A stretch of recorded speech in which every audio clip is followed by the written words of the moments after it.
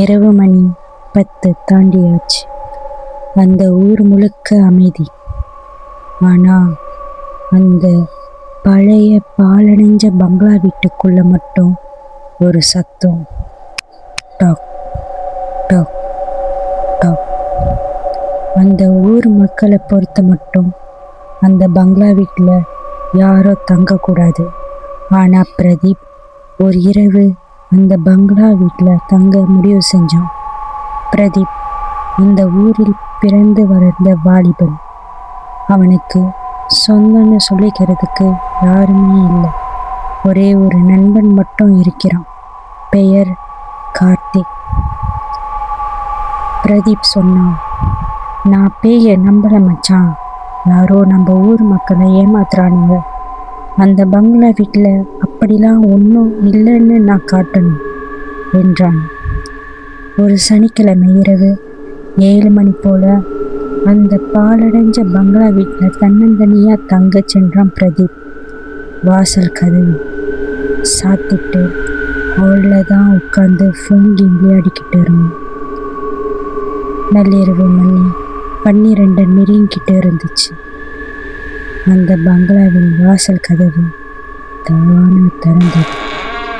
அந்த கதவு வழியா சில்லுன்னு குளிர்காற்று வந்துச்சு. பின்னாடியே ஒரு குரல், நீங்க ஏன் வந்தீங்க? பிரதீப் திரும்பி பார்த்தான். யாருமே இல்லை. ஆனா சுவர்ல ஒரு நிழல் ஓர்ந்து வர்றத மட்டும் வெளத்து போய் பார்த்துக்கிட்டு நின்னான். மறுநாள் காலை பிரதீப் காணாமல் போனான். அவனோட ஃப்ரெண்ட் கார்த்திக் அந்த பங்களா வீட்டுக்கு வந்தான். வீட்டுக்குள்ள பிரதீப்போட பை, ஃபோன் எல்லாம் இருந்துச்சு. ஆனா பிரதீப் இல்லை.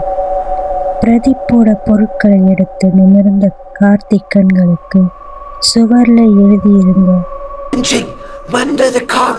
எழுத்து கண்ணில் பட்டது. கார்த்திக் அந்த எழுத்தை தொட்டான். அவன் தொட்டவுடன் சுவர்ல இருந்து குளிர்காற்று. பின்னால ரேடியோ தானா ஓனாச்சு. அந்த ரேடியோல அவனுக்கு பரிச்சயமான ஒரு குரல். நான் பிரதீப் பேசுறேன். இன்னும் இங்கதான் இருக்கேன். வெளியே போற வழி கிடையாது. அதை கேட்ட கார்த்திக் பயந்து வெளியே ஓடினான். ஆனா அந்த குரல் அவன் காதுல தொடர்ந்து கேட்டுக்கிட்டே இருந்தது. 3 நாள் ஆகியாச்சு. பிரதீப்போட ட்ரேஸ் இன்னும் கிடைக்கல. ஆனா கார்த்திக்கு ஒவ்வொரு இரவும் ஃபோன் கால் வந்துச்சு. அவன் பிக் பண்ணான். அந்த லைன்ல சைலன்ஸ். அப்புறம் ஒரு மெதுவான குரல், என்னை வெளியே எடுக்கணும். அந்த சுவருக்குள்ளதான் நான் இருக்கேன். இரவு தான் அந்த சுவரை உடைக்க முடியும். நீ மட்டும் தனியா வந்து நான் இருக்கிற சுவரை உடைச்சு என்னை வெளியே எடு. அந்த வார்த்தையை கேட்ட கார்த்திக் 3ஆம் நாள் இரவு அந்த வீட்டுக்கு போனான். அவன் சுவரை உடைக்க ஆரம்பிச்சான். குளிர்காற்று, தூரத்துல மணி ஓசை, திருநாய்களோட சத்தம் ரொம்ப பயங்கரமா கேட்டது. சுவர் உடைஞ்சதும் உள்ளே ஒரு ட்ரையான ஹேண்ட் பிரதீப்போட செயினுடன் கீழே விழுந்துச்சு. கார்த்திக் அதை பார்த்து பயந்தாலும் அந்த செயினை எடுக்க ட்ரை பண்ணான். ஆனா செயின் அவன் தொட்டவுடன் சுவர் தானா மூடிக்கிச்சு. அதே சமயம் வீட்டிலிருந்து ஒரு குரல், இப்போ நீதான் விருந்தினர்.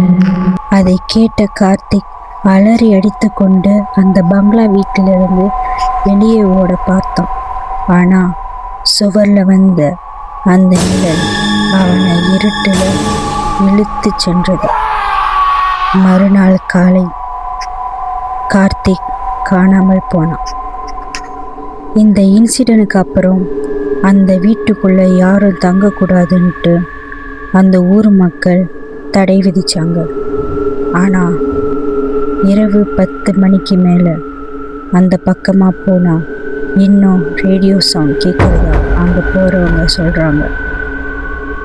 அடுத்த ஹாண்டட் ஸ்டோரியில் சந்திப்போம். நான் பியா.